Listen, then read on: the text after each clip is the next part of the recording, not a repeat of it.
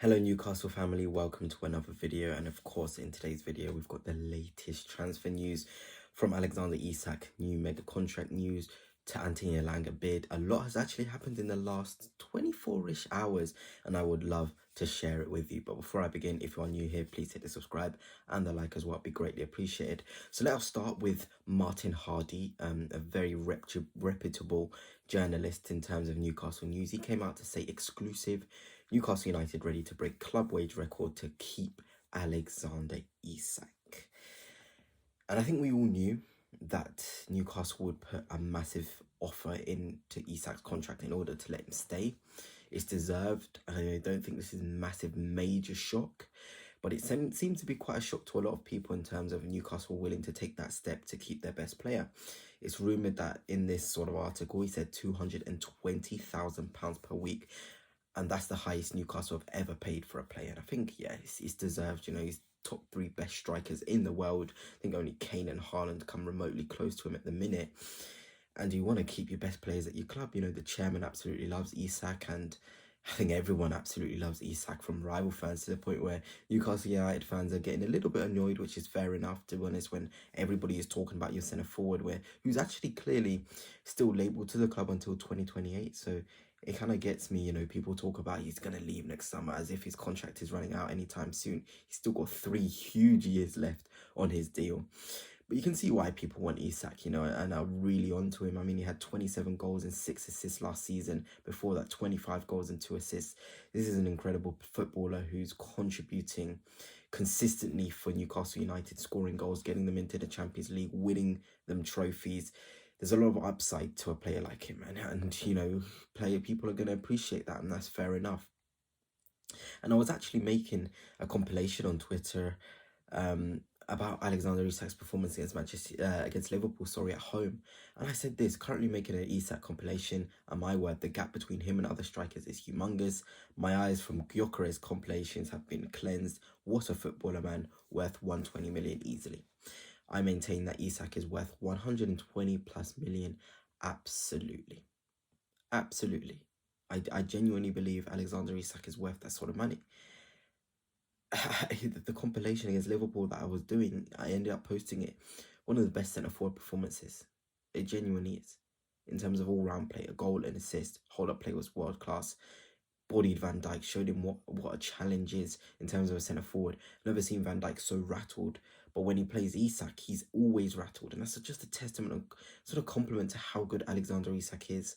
The fear factor he gives, you know, it is just, wow. Newcastle United have got themselves once in a generation striker, really, in terms of what he can offer. The speed at which he takes shots is top. I just absolutely, I think outside of obviously Arsenal players, I think Isak is one of my favourite non-Arsenal players out there, without a shadow of a doubt. He just has so many strings to his bow. He genuinely does. But let's get on to the major breaking news. Came out from David Ornstein. We've been waiting for a top journalist to come out for Newcastle, and David Ornstein has. Newcastle make offer to sign Anthony Elanga from Nottingham Forest, bid in region of 45 million.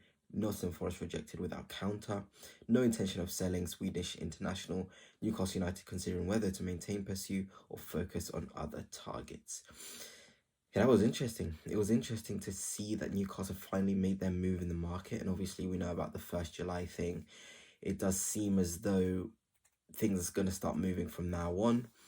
Nottingham Forest rejected a bid instantly. It just goes to show how much they value him as a player. And to be honest, 45 million, if you'd asked me at the start of the window, is the furthest I would have gone in terms of no bid for an Elanga. I rate him a lot, but when you're hitting now the 50, 55, 60 parameters, I think that's too much now. I think it is. I really do rate Elanga as a player and his qualities he offers. But above the 50 zone, Newcastle are hitting dangerous territory. And this is me as a major Elanga fan, but I think in terms of qualities he brings in transition, you've already got that with other players. You know, he's young, the upside. He's a goal magnet in terms of getting goals and assists. He's an output merchant. That's good. But when you're hitting those 50 waters, it can be a very dangerous area to be getting. And first tweet I sort of put out was, if anything, Newcastle United getting a bid rejected for Elanga is a good thing. Use those funds on an actual game changer, somebody who offers something different. Zagrova, Bakayoko, and Adeyemi, my favourite, have always been the main three options. I think Zagrova is more a magician in terms of creativity wise. Newcastle have a lot of runners in their front line in terms of Gordon and Isak and Barnes. Having someone else who's different creativity wise is essentially what they need. And I think Zagrova's top. Bakayoko as well. I think there was something about him not wanting to go to Newcastle already, but he's top. He's available for 20 million due to his contract running out. I think Zagrova will be around 40 million, so just 5 million less than Elanga. I think is worth it. I think it genuinely is. And Adeyemi, my favourite. He offers everything Elanga has. He's left-footed and he can play across the front three, centre forward as well. For me, he has to be number one choice. You pay 45, 50, 55 for an Adeyemi. You definitely do. And he brings you a lot to your side. He genuinely does. I think people just underrate him so much. I don't know why. He's got such great statistics as well. And when you watch his performance, he genuinely is a menace, a nuisance. And he just feels Eddie Howe. He just feels Newcastle type of player. But maybe that's just me, but I'm genuinely a massive fan of him. And the funny thing was that just after I put that tweet out, Keith, a very, very good Newcastle source, I'm sure a lot of you Newcastle fans know about him, said Newcastle are exploring other options away from Elanga, such as Karim Adeyemi, Johan Bakayoko, and Kudus. The club is not giving up on Elanga just yet. Second bid is being considered. And I kind of laughed. I was like, yeah, Newcastle know what they're doing. They are a very, very intelligent club. Kudus, for me, I think he's best on the left. Weirdly, I think he can be a Rafinha sort of prototype of player. You know, that sort of winger who plays on the side that their foot is. He can play right wing, he can play 8, he can play centre forward, so that capacity to play across the front line and midfield is a massive upside to a player like Kudus too. But yeah, it's good to see Newcastle making moves. It's good to see the right profiles being identified, the right players being identified. And I genuinely think they'll get it right. You know, I don't think they'll go into uncharted waters with an Elanga bid again. I think their limit will probably be 50 to 55 million. And that's fair enough. You know, you don't go above what you feel the value of a player is. And just on Elanga, we're looking at his statistics. He was very productive last season. 18 GA in 43 is not too bad.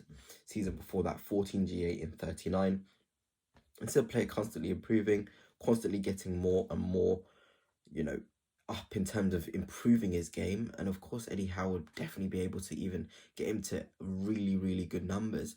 I think he's the sort of player who will peak around 15 goals, 10 assists, or 15 assists and 10 goals. I feel like that's the sort of player he'll hit. Murphy, ironically, got 14 goals and 9 assists last season. So that will be peak Elanga, but you would be able to go into a season and guarantee he gets those numbers. So that's what makes him such an upside. But like I said in this video, you know, I wouldn't go above 45 million personally. But hey, some good news in there. Newcastle making moves for certain players like Elanga. Newcastle offering Isak a record-breaking contract as well. It's all looking up for Newcastle. And yeah, until next time, peace.